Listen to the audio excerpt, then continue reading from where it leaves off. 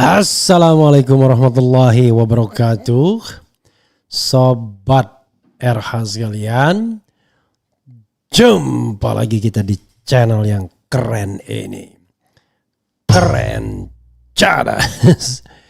Ya, Sobat RH sekalian, ini ada pernyataan dari Rocky Gerung ya soal kandidasi Anies Baswedan di DKI Jakarta Pilgub 2024. Sebagaimana diberitakan ayobandung.com yang tentu saja diambil dari biasanya channel Rocky Gerung official ya. Di situ disebutkan jika Anies Baswedan maju di Pilgub DKI Jakarta 2024, Rocky Gerung justru kecewa. Ngapain berjuang lewat gubernur ya. To some extent saya juga setuju. Tapi memang nanti kita bahas ya. Kadang-kadang antara idealitas dan realitas gapnya terlalu jauh ya. Lengkong ayobandung.com, DPW PKS seperti diketahui belakangan ini bahwa mereka akan mengusung Anies Baswedan untuk Pilgub DKI Jakarta pada bulan November mendatang. Meskipun demikian, Anies Baswedan sendiri belum secara resmi mengambil keputusan perihal maju tidaknya pada Pilgub DKI Jakarta 2024. Mengetahui basis Anies Baswedan sangat kuat di Jakarta, lantas hal itu yang membuat DPW PKS Jakarta akan mengusung Anies pada Pilgub Jakarta nanti. Mendengar kabar soal Anies Baswedan bakal diusung DPW PKS Jakarta, pengamat politik Rocky Gerung, bukan Gerung ya, Gerung, di sini bilangnya Gerung, turut berkomentar atas hal tersebut.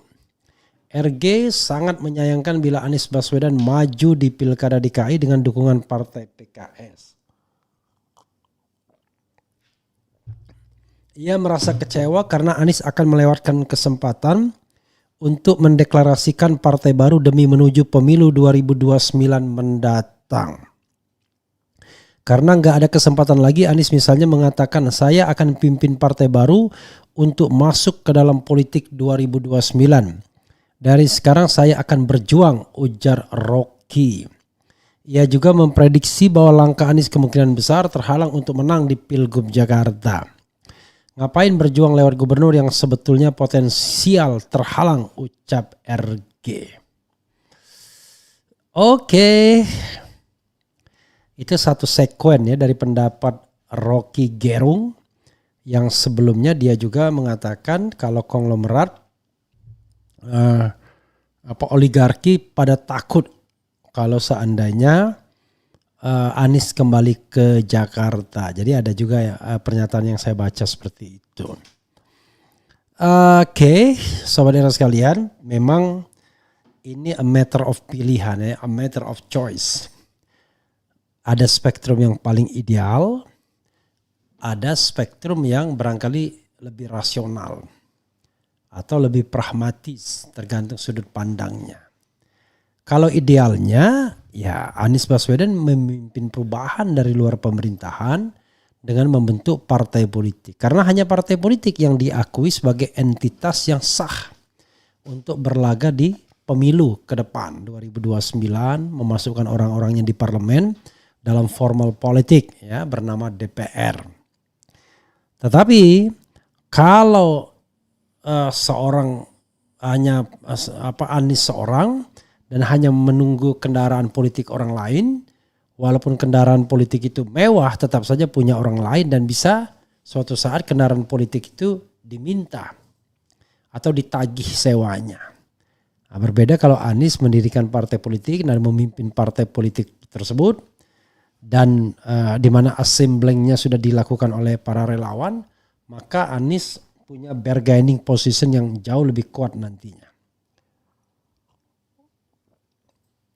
Tapi memang mendirikan politik seperti ini ya membutuhkan jalan terjal, membutuhkan dalam tanda kutip menjadi gelandangan politik. Nanti hinaan orang akan datang kan, menjadi orang yang sangat rewel dengan fenomena politik sekarang karena memang harus bersaing untuk merebut panggung politik. Karena biasanya panggung politik lebih mudah diambil, direbut oleh para penguasa yang sedang menjabat. Media-media, terutama media mainstream misalnya, lebih suka meliput memberikan panggung itu kepada para pejabat-pejabat, utamanya presiden tentunya dan para menterinya serta gubernur-gubernur di daerah tertentu. Nah, inilah yang tentunya membuat Anies kemudian menjadi dilematis. Di satu sisi dia bukan orang yang kuat secara ekonomi seperti Surya Paloh, Haritanu ya. Kemudian siapa lagi yang bisa membuat dan mempertahankan partai politiknya dengan biaya yang dia keluarkan. Anies tidak pada level itu. Tapi Anies punya keunggulan bahwa masanya lebih organik, lebih real, lebih partisipatif. Ya, kita tidak tahu ya nanti kalau seandainya disuruh untuk bergotong royong finansial, kalau semangat semua. Kalau Anies menjadi gubernur misalnya, pertama ya kalau menang, kalau kalah makin hancur dia. Tapi kalau menang pun Anies akan diberi kotak yang bernama Daerah Khusus Jakarta. Karena kotak itulah maka akan berat bagi dia untuk memimpin partai politik yang levelnya harus berbicara dalam tataran atau tingkat nasional. Tidak bisa hanya berpikir tingkat lokal saja, harus tingkat nasional. Nah, kalau berpikir tingkat nasional, ya memang tidak boleh seorang gubernur diberikan mandat lokal. Nah, ini kan jadi dilema sendiri. Nanti dibilang, wah Ganjar buktinya bisa, Anies sendiri buktinya bisa. Yaitu karena mereka tidak dimandatkan untuk memimpin perubahan sebelumnya. Mereka hanya datang untuk ikut berkompetisi. Lalu membawa tema macam-macam, termasuk Anies perubahan. Tapi ini tidak. Kita tahu di depan mata kecurangan pemilu akan berlangsung kembali. Dan kalau tidak dirombak strukturnya dari sekarang, ya siapa yang akan mengerjakan proyek tersebut? Atau katakanlah nanti Anies memimpin partai politik sembari menjadi gubernur DKI. Justru akan muncul yang namanya potensi abuse of power atau conflict of interest. Ya, serba salah. Tetapi saya mendengar kelihatannya ya dua skenario ini akan dijalankan semua. DKI 1 akan terus, partai politik akan dibiarkan untuk tumbuh dan berkembang secara organik sebagaimana sudah disiapkan oleh Robi Nur Hadi ya yang kemarin kita undang. Jadi betul seperti kata salah seorang relawan ya, Riko Santoso, mengatakan ya terserah Mas Anies. Jadi enak ya kalau ada relawan-relawan yang loyal itu. Terserah Mas Anies. Maka akhirnya ya kita hanya menitipkan pesan, apapun pilihannya, jadilah man of value.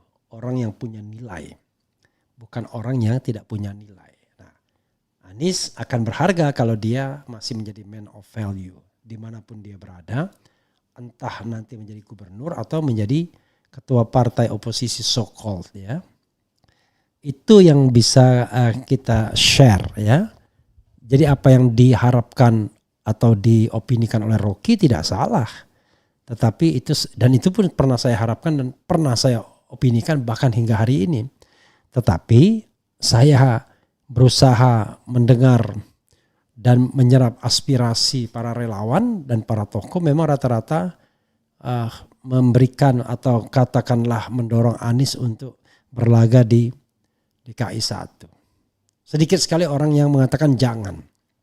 Karena itu ya kita akan lihat bagaimana hari ke depan walaupun bisik-bisik tetangganya konon sudah ada partai yang akan mendukung Anies dan itu sudah cukup 20%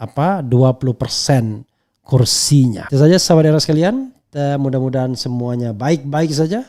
Dan kita tetap mendapatkan pemimpin yang terbaik di level manapun. Wassalamualaikum warahmatullahi wabarakatuh. Cheers.